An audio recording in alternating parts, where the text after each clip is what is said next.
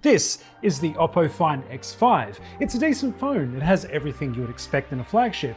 It runs great, takes great pictures, but there are really only 3 reasons why I think you should buy this. Sorry.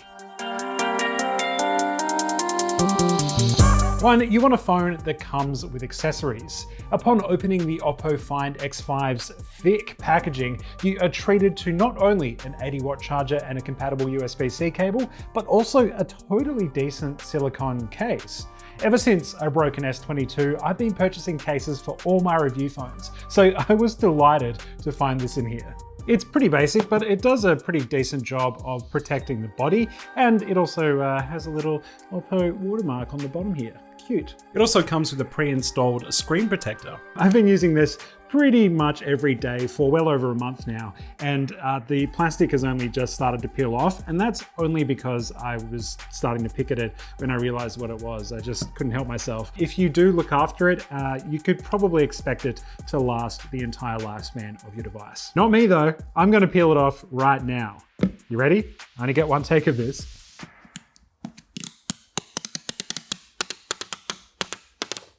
Now, of course, the trade-off here is the environmental impact of all that extra waste. Most other big brands are moving away from including anything in their boxes, but with this particular phone, you're going to be happy they gave you this charger. That leads me to number 2. You want a phone that never dies on you. It is truly wild how fast this phone charges when it's paired with this charger. It uses Oppo's SUPERVOOC technology, which can take it from 0% to 100 in just over 30 minutes. That's fucked. On top of that, I found the Oppo Find X5 to last well into 2 days, even without a charger.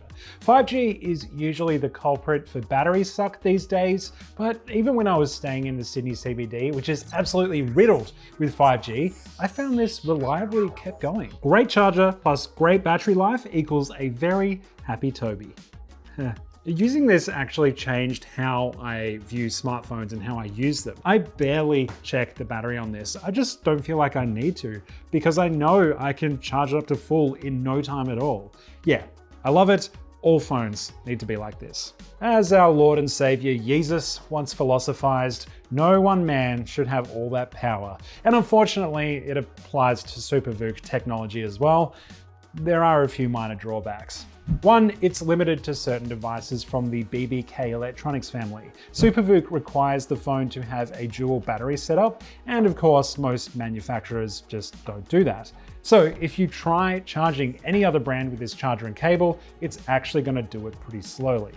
Number 2, it's actually the same the other way around. These phones aren't as compatible with other USB-powered fast chargers. They do work, but you'll certainly be waiting over an hour for a full charge on a non-SUPERVOOC brick. Number 3, you also need to make sure that the cable is the one that came in the box, or at least built to the exact same standard. This is because SUPERVOOC also requires thicker cables to carry all that extra current. Fast charging is so confusing at the moment. I figure if you do buy this phone, treat the power brick and the cable kind of like a proprietary charger, similar to the iPhone and its lightning cable. I would carry that around, but I would also just have a separate USB charger as well for all your other stuff. Regardless, if battery is a priority for you, then this and the rest of the X5 lineup are very good options. Same goes for if you want a kind of unique camera experience. Okay, this is definitely the most subjective point on this list, but I would say the cameras on the X5 and the X5 Pro, which I have here, are definitely the most interesting and fun cameras I've used on phones for a while, and that is mostly due to the fact that they're collaborating with Hasselblad. I just love the photos out of these. Colors absolutely pop and appear vivid, but not to the point of oversaturation, and it absolutely nails skin tones. Everything also has this soft, natural edge to it, which is really pleasing to look at. You can accentuate the softness even further in backgrounds with portrait mode, and that seems to work especially well on non-human subjects, funnily enough. Overall, it just doesn't really have any of that ugly sharpening or noise you find on some other Android brands. Night mode also does an impressively good job at reducing noise or blur, and the cameras also do an absolutely banger job in macro. Look at these butterfly photos, stunning. The menus are pretty standard and straightforward for Android, but it does give you enough control if you want to try taking some high quality shots. You can take raw photos in the Pro mode, and if you're a video making type, you can shoot log on here in movie mode, but that is restricted to 4K 30 FPS. Despite looking as good as the photos, it honestly feels like video wasn't a huge priority on this phone. It does have one very niche and very unique option on here that I want to talk about. Because Hasselblad are involved, they've included this X-Pan mode, which replicates Hasselblad's wide format X-Pan SLR from the late 90s. Really all it does is crop in the image from the main camera and gives you the option to take photos in black and white, but I kind of dig it. It's one of those fun, novel additions that get you involved in photography a little bit more, you know? It just restricts you to this really unique wide perspective with no control beyond where you physically take the photo from. It's also pretty cool that it flashes a negative as you take the photo. Very nerdy, very niche, but you know, it's a fun little cherry on top of a pretty gorgeous little camera. Unfortunately, this camera system is really let down by the 13 megapixel 2x telephoto zoom. This little one here. The images are not very pleasing to look at compared to the other two lenses, and a 2x zoom just doesn't really get you that much closer to things. Frankly, just zooming in to photos taken with the 50 megapixel main camera can look just as good. You can also zoom up to 20 times with that lens, but I'm not really in the business of impressionist art, Oppo.